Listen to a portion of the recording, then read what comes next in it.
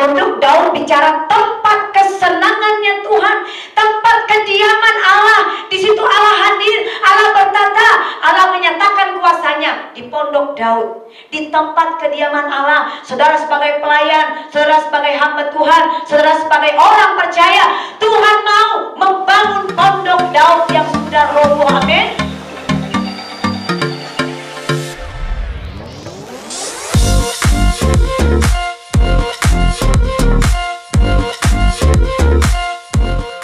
Haleluya. Mari kita membuka di dalam Lukas 1 ayat 68. Ya, Lukas 1 ayat 68. Terpujilah Tuhan Allah Israel, sebab ia melawat umatnya dan membawa kelepasan baginya. Setiap saudara yang hidupnya di dalam pujian penyembahan, setiap saudara yang hidupnya yang senang memuji dan menyembah Tuhan, saudara akan selalu mengalami kemenangan. Amin. Setiap waktu. Amin. Amin. Karena saudara percaya ada kuasa dalam pujian dan penyembahan. Kita sebagai WL, Tuhan gak perlu perform kita, saudara. Tuhan gak perlu style kita. Tuhan gak perlu pemusik yang bagus. Tuhan gak perlu fasilitas yang banyak. Tuhan di dalam hadirannya tidak ada. Kita mengalami, Tuhan gak mau itu terjadi.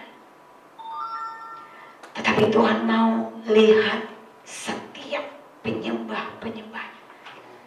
Saudara yang ada di rumah, saudara yang ada di rumah sakit, Tuhan tahu hati saudara. Saudara sedang menyembah siapa? Orang Kristen hari ini menjadi sorotan, saudara. Anak Tuhan menjadi sorotan, gereja menjadi sorotan, pelayan Tuhan menjadi sorotan, pendeta menjadi sorotan. Di manakah iman? Di manakah keyakinan? Di manakah harapan? Di manakah Tuhan yang kamu sembah selama ini? Yang kamu sebut Tuhan, Tuhan, Tuhan. Saudara, kita jadi sorotan. Dan kita menjadi lampu terang yang orang lihat. Kitab Allah yang terbuka. Saudara. Nah, makanya saya melihat ada banyak kegerakan-kegerakan doa yang diadakan oleh gereja-gereja. Ada banyak kegerakan-kegerakan doa bagi bangsa. Ya, karena api itu, saudara, ya, lilin itu, terang itu sedang bercahaya, sedang dilihat, dan sedang banyak orang yang haus melihat terang itu. Dan tanpa koordinasi dengan gereja-gereja yang lain, tanpa kami koordinasi dengan pendeta-pendeta, dan ada banyak sekarang program kegerakan di dalam pujian, penyembahan, dan doa. Bukan sekadar ibadah yang luar biasa banyak yang hadir. Karena hari ini Tuhan mau hati kita, saudara. Pondok Daud bicara tempat kesenangannya Tuhan, tempat kediaman Allah.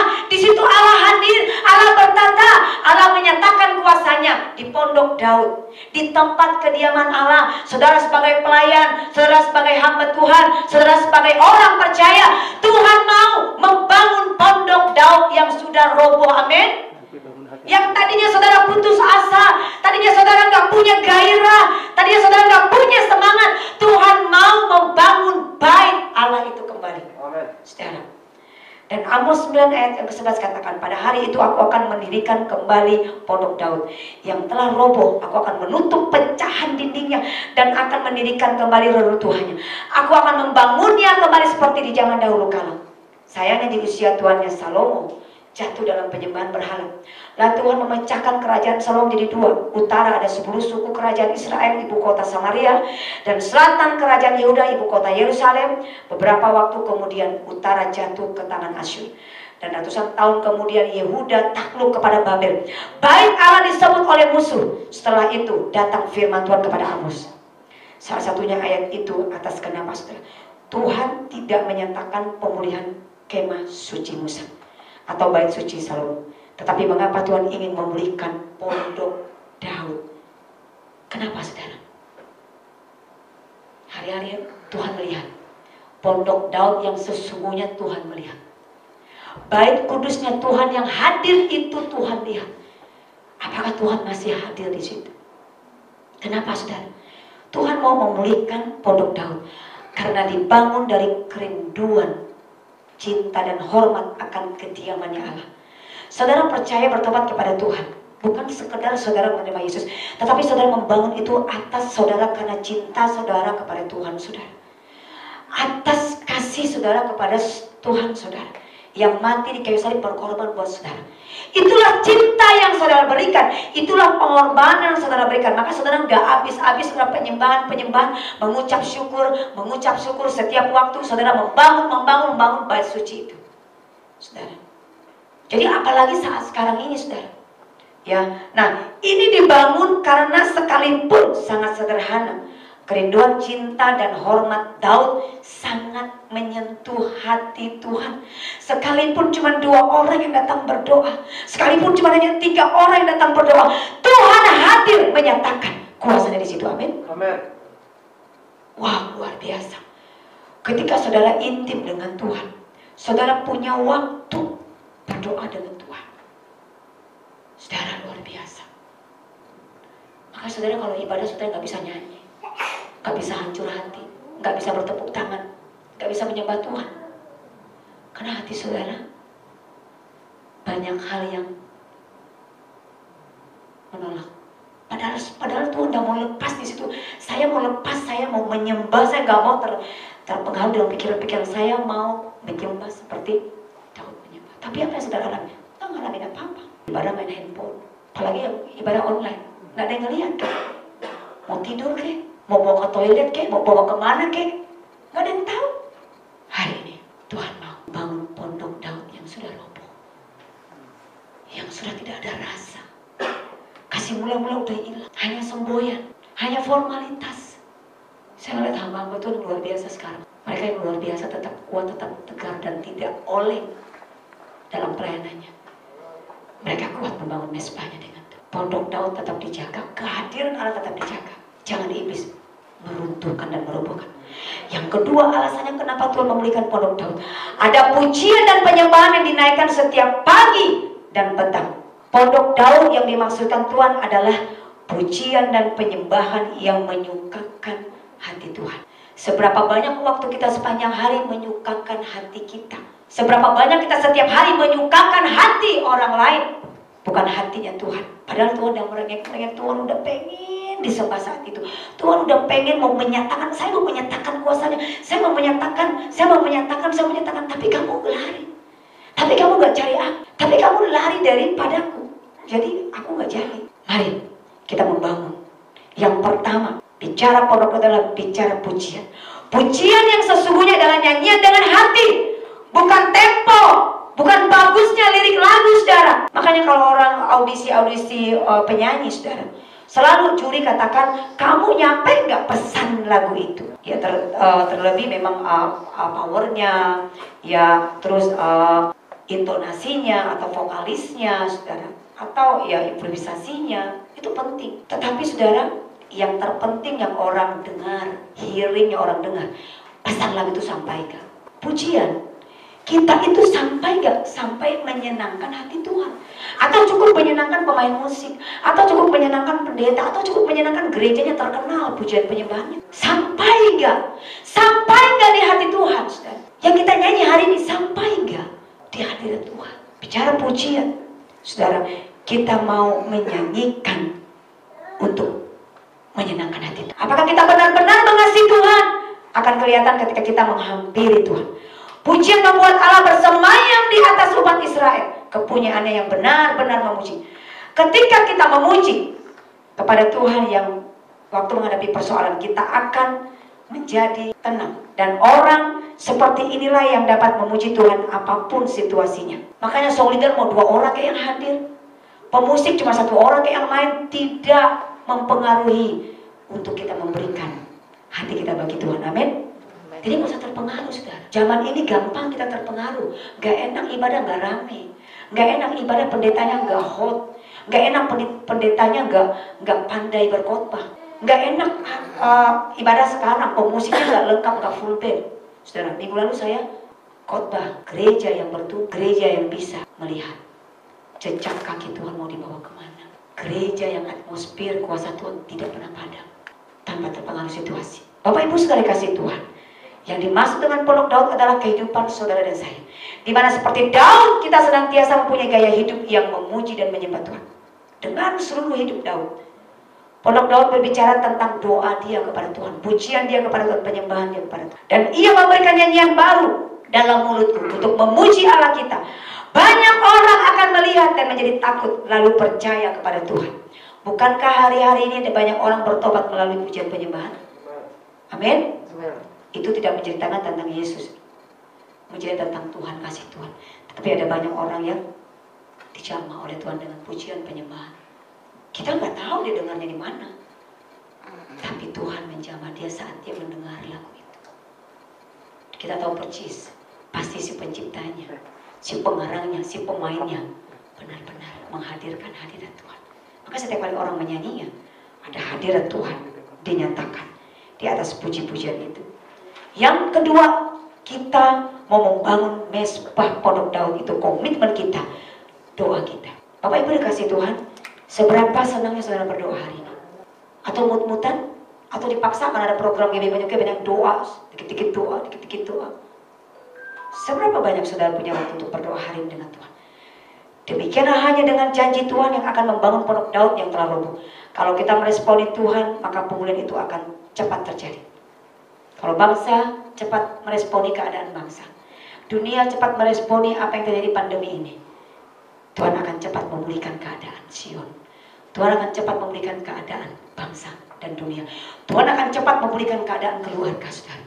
Banyak dari kita yang ketika berdoa banyak hanya meminta dan tidak berkomunikasi dengan Tuhan. Bangunlah hubungan komunikasi yang baik dengan Tuhan. Pasti ada rahasia-rahasia ilahi yang Tuhan bukakan ketika kita berbincang-bincang dengan Tuhan. Kita akan dimampukan untuk lebih mengerti rencana Tuhan, saudara, kehendaknya Tuhan. Doa yang ditambah dengan iman akan mendatangkan keajaiban dalam hidup saudara dan saya. Bagaimana kita dapat beriman? Dengan mengenal Dia lebih dekat. Pada waktu kita percaya kepada Tuhan, doa kita akan berubah. Walaupun doa kita belum dijawab, walaupun kok doa kita cuma hanya kata-kata sederhana, saudara. Dan kemarin saudara, saya memang banyak berdoa lewat PC, lewat WA, lewat telepon. Dan kemarin ada yang dari Kalimantan Utara, saudara, dia sedang di rumah sakit berdoa. Saudara, bapak-bapak, Bu Pendeta, saya bisa telepon sebentar berdoa? Iya, silakan, kami berdoa, saudara. Saya nggak kenal dia, dan saya nggak tahu dia apa yang sedang dialami. Dia cerita dia nangis. Saya udah putus asa dengan sakit saya, Bu. Saya udah berobat kemana-mana, penyakit saya nggak kunjung sembuh. Malah hari ini saya disuruh berobat lagi oleh dokter. Saya capek, Bu, dengan penyakit saya. Saya lelah, Bu, dengan keadaan saya. Saya dengar ya, Bu, Tuhan bicara sama saya. Oke, Pak, kita doa ya. Nah, waktu saya doa, saudara, saya berdoa, saudara, jika ada dosa yang dia lakukan, Tuhan ampuni dia. Jika ada orang yang berbuat jahat, itu berupa santet, berhala, Tuhan halaukan dari tubuh dia. Tuhan larikan dari tubuh dia hari ini. Dia langsung nangis. Saat ibu mendoakan itu, seperti ada kuasa turun dalam tubuh saya. Dan saya kembali percaya Tuhan akan menyembuhkan saya. Yes, itu iman Bapak. Hei Bapak, semangat. Bapak bangkit lagi. Bapak percaya Bapak sembuh. Ketika saya habis doa, saya kasih tahu dia, Pak, jangan padamkan roh Bapak. Sekalipun hari ini Bapak menderita, jangan padamkan penyembahan iman Bapak kepada Tuhan. Jangan padamkan itu, Pak. Iya, Bu, saya sekarang yakin Tuhan itu pasti menolong saya. Iya, doa. Itu doa. Amin. Setiap saya berdoa, saudara, saya dengar suara Tuhan, Tuhan ini ngomong apa untuk orang ini. Dan hampir setiap minggu, saudara, pasti ada yang PC, pasti ada yang telepon. Bu Pendeta, saya boleh telepon nggak? Ya silakan. Padahal saya waktu itu misalnya lagi masak atau apa, saya langsung cepat-cepat ke kamar, atau saya langsung cepat-cepat cari tempat. Oke, ya siap. Karena Tuhan mau menyatakan kuasanya, amin. Bukan sayanya. Tuhan mau menyatakan kuasanya saat itu kepada orang yang haus, yang rindu. Tuhan melawat dia. Kita nggak perlu tempat, kita nggak perlu jam, kapanpun, saudara, Tuhan mau nyatakan kuasanya. Tuhan akan nyatakan dengan mengenal Tuhan dengan dekat. Pada waktu kita percaya dan menaikkan doa kita, ada perubahan terjadi. Dan yang ketiga, saudara, pujian Pondok Daud, mari kita membangun kembali adalah penyembahan kita. Yohanes 4 ayat 24 4 katakan saudara bahwa Allah adalah roh. Allah kita adalah roh adanya dan kita menyembahnya dalam roh. Jangan menyembah dia kelihatan saudara. Saudara gak pernah ketemu. Saudara kalau menyembah dia tuh pengen tuh suasana yang seperti apa tuh. Saudara pengen menyembah dia tuh pengen kayak atmosfer seperti apa. Saudara gak dapat. Mari saudara menyembah dia dalam roh. Roh yang tidak kelihatan. Roh kebenaran yang saudara terima saat saudara terima Tuhan Yesus mati di kayu salib. Karena roh itulah membuat saudara bisa menyembah Tuhan. Roh itu membuat saudara berani menyembah Tuhan. Roh itu membuat saudara percaya kepada Tuhan. Bukan karena situasinya. Makanya saya heran kalau song leader, singer, kok ada yang pakai mut-mutan gitu. Aku lagi gak mood nih. Aku lagi gak enak nih. Bisa gantiin gak? Terus pemusik, lagunya gak enak nih. Lu bisa ganti lagu gak? Terus song leader, lu katakan singer, lu yang banyak nyanyi ya, soalnya gue lagi gak nyaman nih keadaannya. Gak bisa. Kalau Tuhan mau bekerja, Tuhan bekerja, amin. Jadi pertanyaan, lu siap apa enggak terimanya? Dahsyat saudara. Tim puji sembah, mari siapkan mesbah saudara. Pondok Daud saudara, saudara bangun. Yang mudah roboh saudara bangun. Jemaat Tuhan, saudara udah malas berdoa, saudara udah malas memuji Tuhan, saudara udah malas apalagi ibadah gak pernah. Bangun, bangun, karena Tuhan mau menyatakan kuasa dalam hidup saudara. Tuhan mau menyatakan janji dalam hidup saudara. Tuhan mau menyatakan keajaibannya dalam hidup saudara. Amin. Bangun kembali. Bangun kembali. Bapak Ibu dikasih Tuhan, pakailah bahasa roh untuk menyembah Tuhan. Iblis tidak mengerti ketika kita berbahasa roh. Penyembahannya sesungguhnya bukan hanya kita memberikan hati, tetapi juga masuk lebih dalam lagi. Penyembahannya sesungguhnya adalah ketika kita melakukan apa yang menyenangkan hati Tuhan. Seperti Yesus yang berkata kepada murid-muridnya, makananku ialah melakukan kehendak Dia yang mengutus aku dan menyelesaikan pekerjaannya. Saudara sebagai song leader sampai tuntas menyenangkan Tuhan saat itu. Dan sampai orang lain yang saudara bawa, orang lain juga bisa menyenangkan hati Tuhan. Kita beda sama pelawak saudara, beda. Kita beda sama pemain sinetron. Kita beda sama musisi-musisi dunia. Kita beda. Perform kita berbeda. Bagaimana kita bisa menyenangkan hati manusia itu perform dituntut. Style kita, penampilan kita, gaya kita dituntut saat kita ada di kamera. Tetapi dalam hadirat Tuhan, dalam penyembahan kita, dalam orang-orang memuji menyembah Tuhan, ditentukan oleh hati si penyembahnya. Amin. Tuhan mau berkarya buat setiap saudara dan saya. Tuhan mau berkarya buat gereja Tuhan. Tuhan mau berkarya buat setiap kita. Dalam kitab Perjanjian Lama kita belajar bagaimana pondok Daud secara wujudnya tempat Daud memuji menyembah Tuhan. Kitab suci terutama Perjanjian Lama kita melihat bahwa pondok Daud itu kemah tabernakel Daud yang segera muncul di benak kita saat berpikir tentang kemah tabernakelnya kemah Musa. Itu yang mungkin kita lihat. Kemah Daud itu seperti itu tempatnya, wujudnya. Tetapi saudara, dalam Amos 9 menubuatkan yang menyebutkan tentang pendirian kembali kemah Daud. Pada hari itu aku akan mendirikan kembali pondok Daud yang telah roboh. Aku akan menutup pecahan dindingnya dan akan mendirikan kembali reruntuhannya. Aku akan membangunnya kembali seperti zaman dahulu kala, supaya mereka menguasai sisa-sisa bangsa Edom dan segala bangsa yang kusebut milikku. Demikian firman Tuhan yang melakukan hal ini. Saudara, gereja boleh tutup, gedung boleh tutup, semua orang gak ada yang melayani, semua orang gak ada yang berjumpa dengan kita karena tidak boleh situasi. Tetapi kata Tuhan, katakan di dalam Amos 9, Tuhan akan membangun pondok Daud yang sudah roboh. Dinding-dindingnya Tuhan akan benahi, Tuhan akan perbaiki, karena Tuhan mau berkarya, Tuhan mau tinggal, Tuhan mau bertata dalam hati si penyembahnya. Amin. Katakan dengan iman, saya orangnya Tuhan. Saya orangnya Tuhan. Katakan sekali lagi, saya orangnya Tuhan. Saudara dan saya ingin menyenangkan hati Tuhan dalam pujian penyembahan doa kita setiap hari. Ingin menyenangkan hati Tuhan. Berstatus, berkarya, bekerja, ingin menyenangkan hati Tuhan. Itu aja. Itu aja yang ada dalam pikiran kita saudara.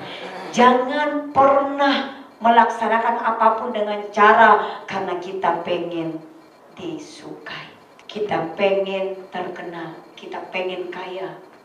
Jauh-jauh pikiran itu saudara. Apa yang Tuhan gak bisa lakukan buat anaknya? Apa yang Tuhan gak bisa kerjakan bagi anaknya? Selebihnya apa, saudara? Tuhan bisa kerjakan, Tuhan bisa lakukan. Makanya kadang-kadang kita juga heran, saudara. Heran kita melihat keajaiban Tuhan. Beberapa waktu lalu saya bersaksi, saudara. Saya melihat keajaiban Tuhan luar biasa. Itu artinya Tuhan tidak pernah tidur. Daud ingin tahu perjanjian yang dirampas dari Yerusalem pada era kekuasaan Saul dikembalikan ke tempat kudus, ke kota kudus. Kemah Musa memang didirikan di Gibeon. Tetapi Daud ingin membawa hadirat Tuhan ke ibu kota Israel dan Yehuda.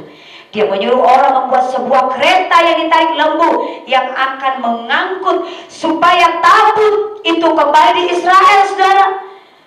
Dalam perjalanan salah satu seorang bawahan Daud menyentuh tabut saat kereta mengangkut tergelincir, membuatnya mati di tempat. Bayangin kalau kita datang di hadirat Tuhan, masih zamannya tabernakel Musa, saudara. Kita nggak bisa menyembah Tuhan, nggak gampang. Orang tiap hari kita berbuat dosa, belum bangunnya ngomongnya udah sia-sia. Baru melek mata, ngomong udah caci maki. Jalan 2 langkah, binatang keluar. Makin dalam pergi, makin dalam, ngomongnya sia-sia. Nggak bisa kita sampai datang ke Tuhan. Nggak diterima, kita nggak layak. Hidup kita terus larut dalam kuasa roh jahat. Pikiran kita nggak bisa, saudara. Dan Daud ini berusaha untuk memindahkan bait Allah itu. Karena ketakutan akan kuasa tabut Daud dan orang-orang yang membawanya ke rumah penduduk terdekat yang merupakan seorang Gad bernama Obed-Edom. Nama Obed-Edom berarti hamba Edom. Edom adalah nama lain Esau. Menunjukkan kepada kita bahwa orang ini sebenarnya keturunan kakak Yakub, yakni Esau. Saat tabut itu berada di sana selama 3 bulan, ada berkat yang dinyatakan atas Obed-Edom. Wow, saudara. Takut saudara sama tabut itu dipindahkan. Obed-Edom mengalami berkat di sana, saudara. Jadi Daud bingung, saudara.